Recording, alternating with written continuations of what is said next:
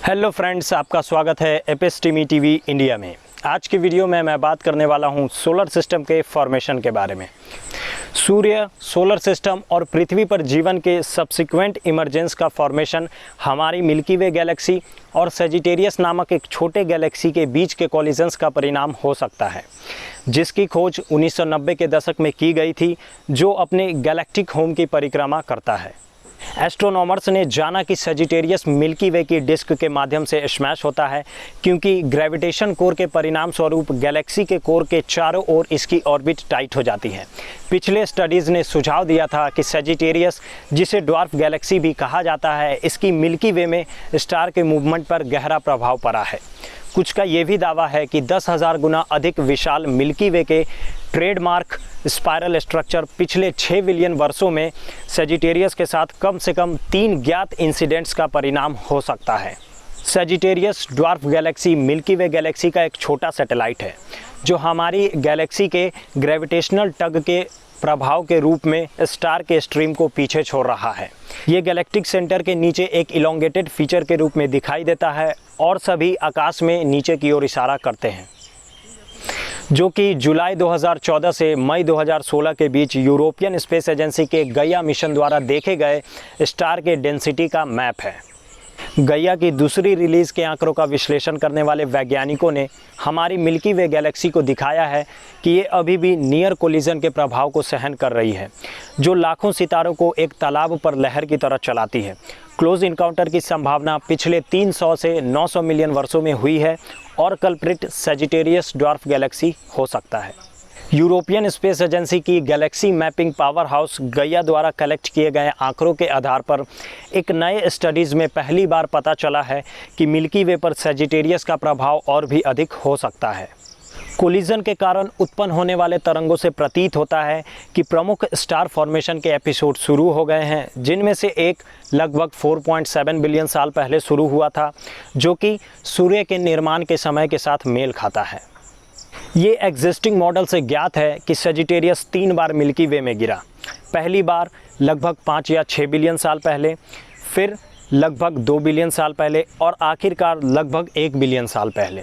जब हमने मिल्की वे के बारे में गैया के आंकड़ों पर गौर किया तो हमने पाया कि 3 स्टार बढ़े हुए स्टार फॉर्मेशन हैं, जिसमें से पहला 5.7 बिलियन साल पहले, दूसरा 1.9 बिलियन साल पहले और तीसरा लगभग 1 बिलियन साल पहले फॉर्म हुआ था, जो कि उस समय के साथ है जब माना जाता था कि सेजिटेरियस मिल्की वे की डिस्क से गुजरता है।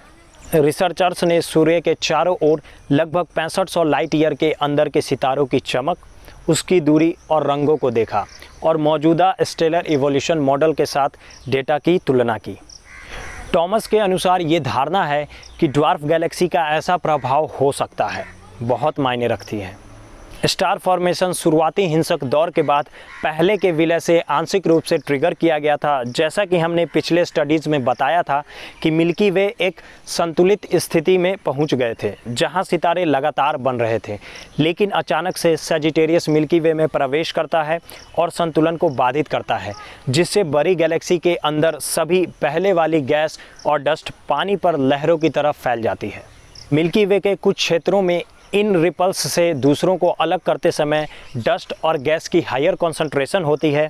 उन क्षेत्रों से सामग्री का हाई डेंसिटी तब नए सितारों के फॉर्मेशन को ट्रिगर करेगा।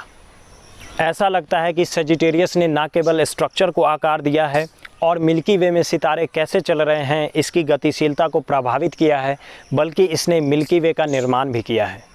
इंस्टीट्यूटो दी एस्ट्रोफिजिका दी कैनेरियाज और पेपर की को ऑथर कार्मे गैलाट को ऐसा लगता है कि मिल्की वे के स्टेलर मास का एक महत्वपूर्ण हिस्सा सेजिटेरियस के साथ इंटरेक्शन के कारण बना था, लेकिन वास्तव में ऐसा नहीं हुआ था।